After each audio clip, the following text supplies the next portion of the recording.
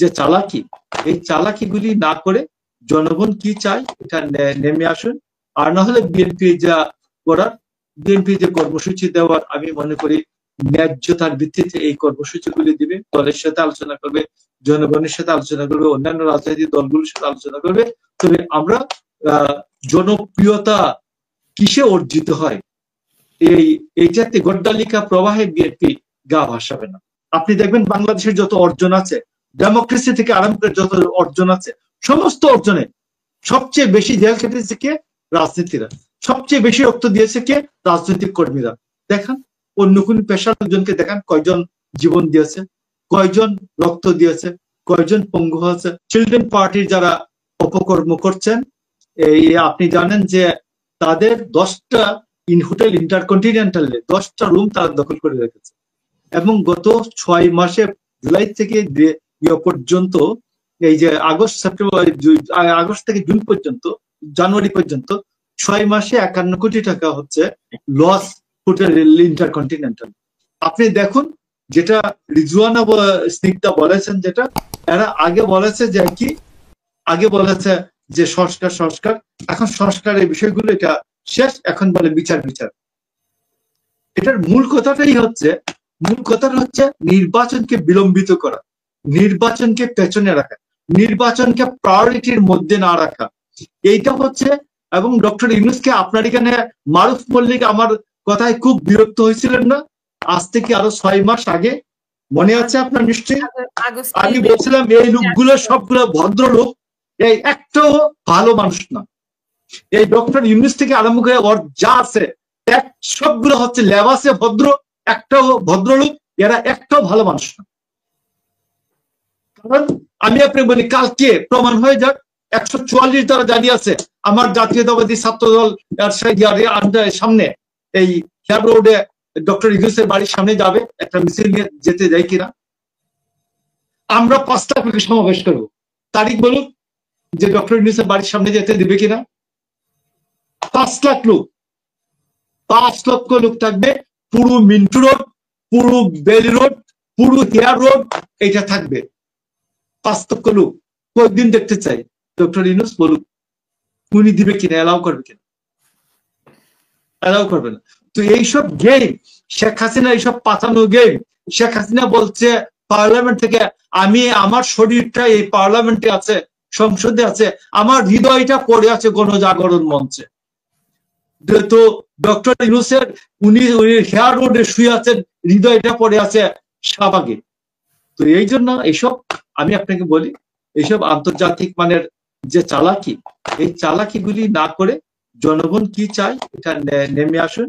আর না হলে বিএনপি যা করার, বিএনপি যে কর্মসূচি দেওয়ার, আমি মনে করি ন্যায্যতার ভিত্তিতে এই কর্মসূচিগুলি দিবে, দলের সাথে আলোচনা করবে, জনগণের সাথে আলোচনা করবে, অন্যান্য রাজনৈতিক দলগুলোর সাথে আলোচনা করবে।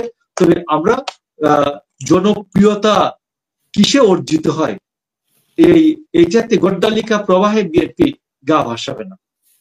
একটা নাম হলো এজেন্সি, আর একটা নাম হলো এম্বাসি। এই দুইটা অ্যাভয়েড করে প্রতিষ্ঠা করি, কথা বলছেন? চক্রান্ত ষড়যন্ত্রের যে অলিগলি আছে, ওইগুলো দিয়ে হাঁটি না, ওগুলোর খবরও নিতে চাই না। আর আমি পার্টিতে ছোট একজন কর্মী, এই জন্য আমার এই 23টা বৈঠক সম্বন্ধে আমার জানার দরকার নাই। নাম্বার 2 আসেন, যে আপনি রুহুল কবির রিজভী যেটা বলেছেন, সেটা হচ্ছে যে আগামীতে ক্লিন ইমেজের ব্যক্তিরা প্রার্থী হওয়ার ক্ষেত্রে প্রাধান্য পাবে, বা ক্লিন ইমেজের ব্যক্তিরা রাজনীতিতে প্রাধান্য পাবে। আমার মনে হয় যে আপনি জানেন যে শহীদ জিয়াউর রহমানের একটা সময় চটি বই আছে, নাম হচ্ছে পার্টি ক্যাডার।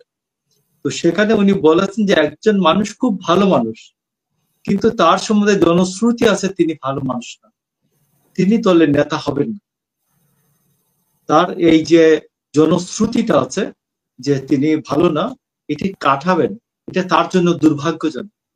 তো এই জন্য আমি আপনাকে বলি যে ক্লিন ইমেজের ব্যক্তিরা রাজনীতিতে আসবেন।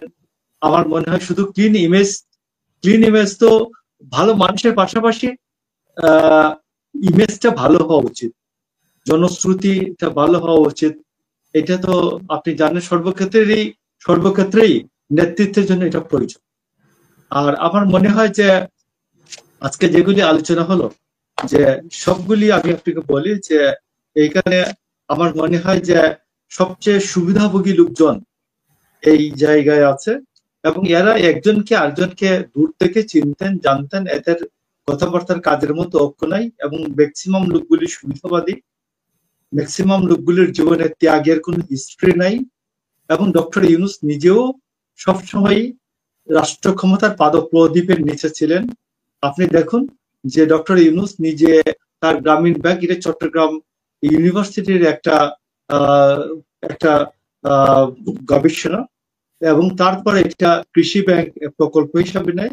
তারপর এরশাদের আমলে তিনি বাংলাদেশ ব্যাংক থেকে ব্যাংকে লাইসেন্স নেন, এবং আপনি দেখেন যে শেখ হাসিনার কাছ থেকে ডক্টর ইউনূস নিয়েছেন, গ্রামীণ ফোন নিয়েছেন, টেলিনর তাকে কিনে দিয়েছে, তিনি অর্থনীতিবিদ, তাকে শান্তিতে নোবেল প্রাইজ কিনে দিয়েছে টেলিনর।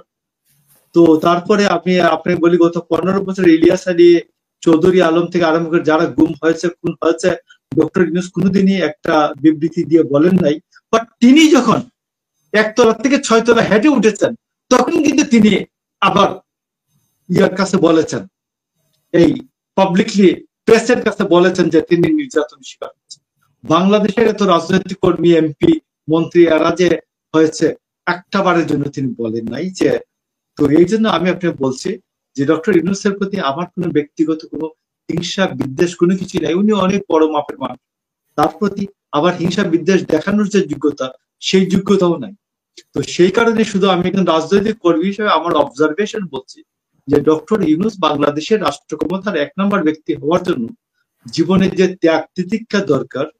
এবং আপনাকে আরেকটা জিনিস মনে করে দিতে চাই যে এই যে শেখ হাসিনা যে 15 বছর ব্যাপী দুঃশাসন চালানোর যে ব্যবস্থাটা, পথটা রচিত হয়, সেই পথটার মধ্যে ডক্টর ইউনূস এবং ফখরুদ্দিন এবং মঈনুদ্দিন, যারা মঈন আর ফখরুদ্দিন এবং ডক্টর ইউনূস, তারা চট্টগ্রামের পতেঙ্গাতে 2008 সালে পিকনিক করে এই পথটা রচনা করে দিয়েছিলেন যে আওয়ামী লীগ কোন পথ দিয়ে ক্ষমতায় আসবে এবং কিভাবে 2/3 মেজরিটি পাবে, এই সব কিছু।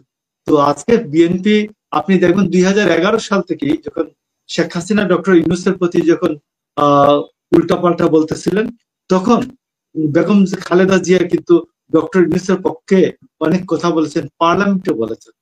তো এই জন্য আমি আপনাকে বলি যে অনেক সুদী জ্ঞানীজনদের যে সহ্য ক্ষমতা, ধৈর্য ক্ষমতা, এর থেকে রাজনীতিবিদদের ধৈর্য ক্ষমতা, সহ্য ক্ষমতা অনেক বেশি। আমাদেরকে কেউ সরাসরি গালিগালাজ করার পরেও, আমি নিজ কানে শোনার পরেও আমি তার সাথে কথা বলার মতো আমার ধৈর্য থাকে, তার সাথে নেগোসিয়েশনের টেবিলে বসার মতো আমার সহ্য ক্ষমতা থাকে। অনেক সুদীজনের এটা থাকে না। আমি দেখছি বহু সুদীজনকে, বহু বড় বড় সুদীজনকে দেখছি, শেষে বলে তুমি আমাকে অমুক জায়গায় এই কথা বলেছিলে। তো সেইটা রাজনীতিবিদরা বরঞ্চ অনেক বেশি।